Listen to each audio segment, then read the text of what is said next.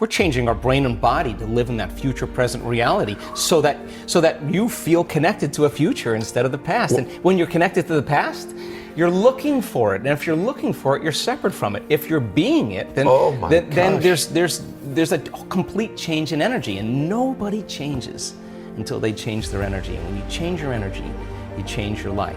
After 8,500 brain scans, I can tell you that you and I are at our absolute best when we get beyond ourselves. That is the elegant moment where we're free enough to create without any encumbrances.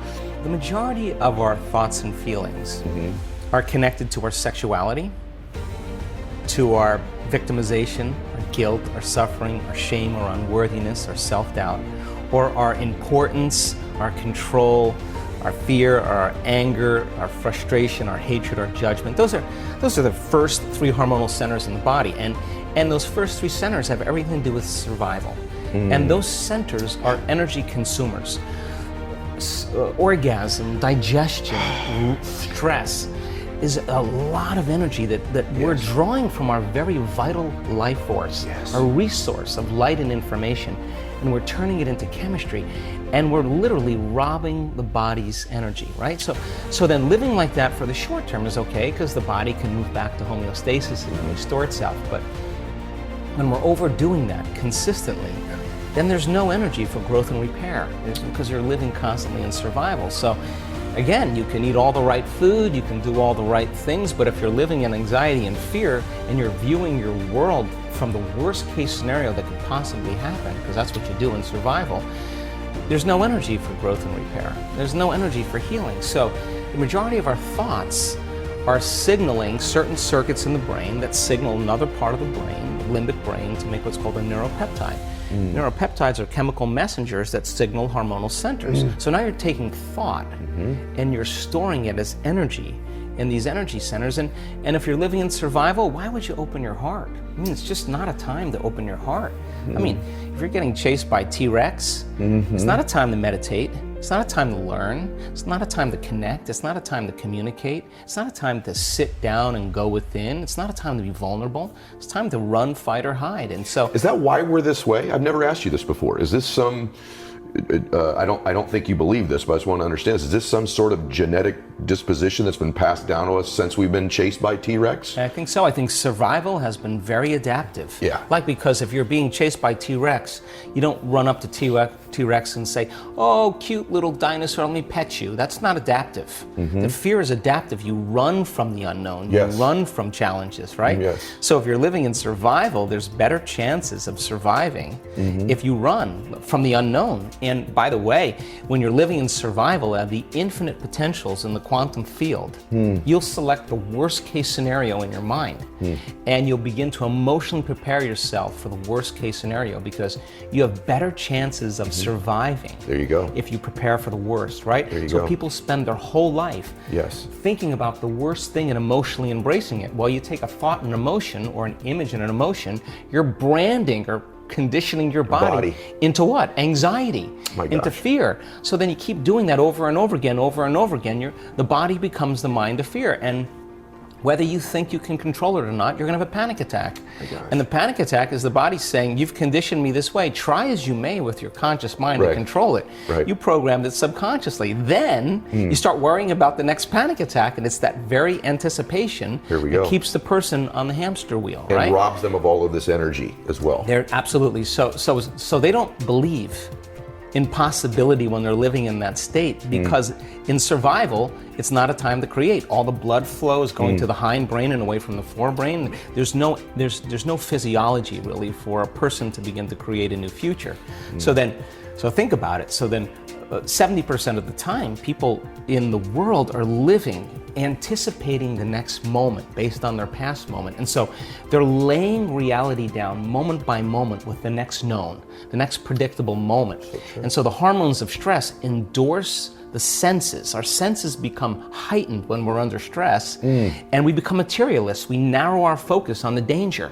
So then you're focusing on matter, you're focusing on the material world, and when you do that, you put all your attention, the arousal of the stress hormones puts all your attention on your body. If you're being chased by T-Rex, you better be paying attention to your body. When people start reaching this moment, my goodness, They're overcoming themselves. And now they're at that perfect place to create. And my definition of creation is when I forget about myself. Wow. That's when you're free. So some people can do it because they've practiced it. Other people can't get beyond the addiction of a certain emotion. That means their body is still their mind. Yes. So then if you're sitting in a meditation and your body's throwing the kitchen sink at you and saying, Ed, you're a loser, you're never gonna change, this is too hard, why don't you quit?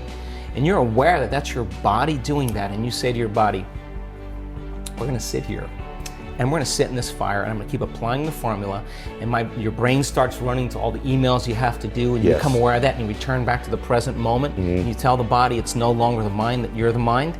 Now your will is getting greater than that program, and there's a liberation of energy. And every time you do that, that's a victory.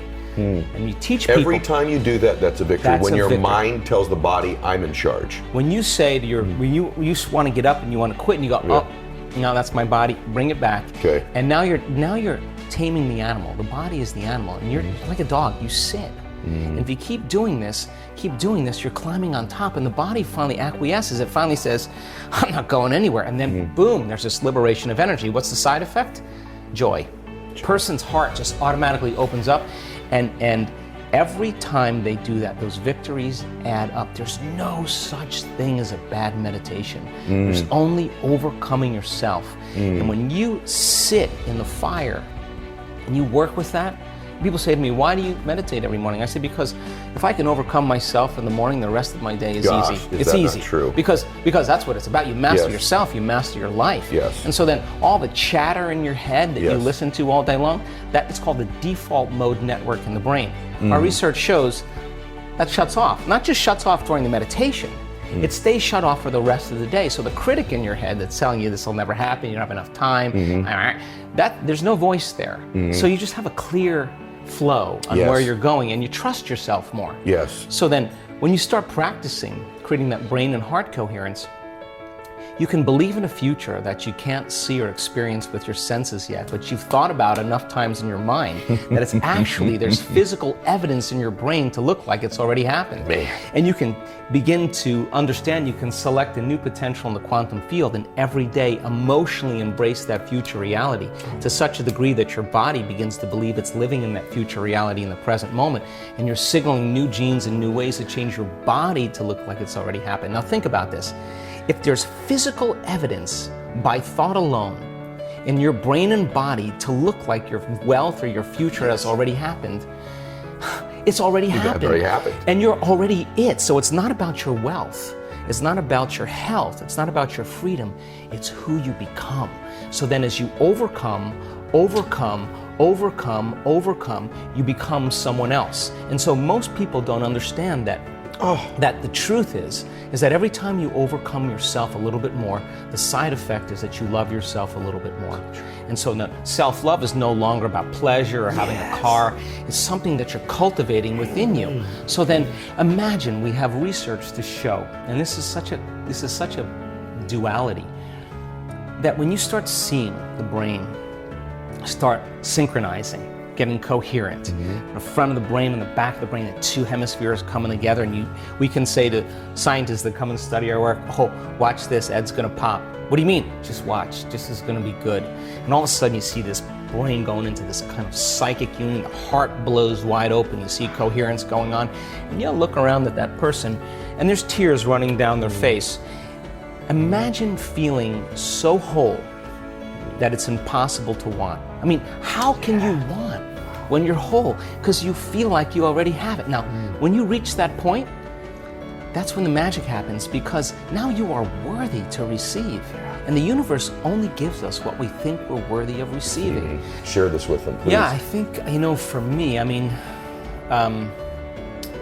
I'm curious and I'm a pragmatist. If you tell me something, all I want to know is how I'm going to use it in my life. And I'm not into dinner conversation because nobody changes from that. I'm a doer and I want to be around doers. And this is why you and I connect so well, I think. And obviously, you get a group of people that are passionate about transformation, and they've done some of the work. When we were doing our 4.5 day advanced workshops, right around the end of the event, I was seeing people starting to notice, seeing some really great transformations, and I thought, this is the pop. Yeah, as a pop. I Yeah. mean, big pops. Yeah. And we were like, we had to send him home. And I was like, oh God, man, if I could just have him for a week. So we created these week-long events where people retreat from their lives. Okay. And they remove the constant stimulation in their external environment that reminds them of who they think they are as a personality. Yes. They separate themselves from the people they know and the places they go and the things that they do at a certain amount of time in their routine, mundane life. So we'll bridge a little quantum physics with a little neuroscience, a little endocrinology, a little epigenetics, psychoneuroimmunology. Those are all sciences about possibility. And I now know that if you can give people sound scientific information, you know, for me, that's the language. I know. And then if they can turn to the person next to them and explain it, you're not going to get off the hook. If you can't explain it, it's not wired in your brain. But if you can build a model and explain it, you're installing the neurological hardware in your brain in preparation for the experience. So the more you understand what you're doing and why, the how gets easier because you can assign meaning to it.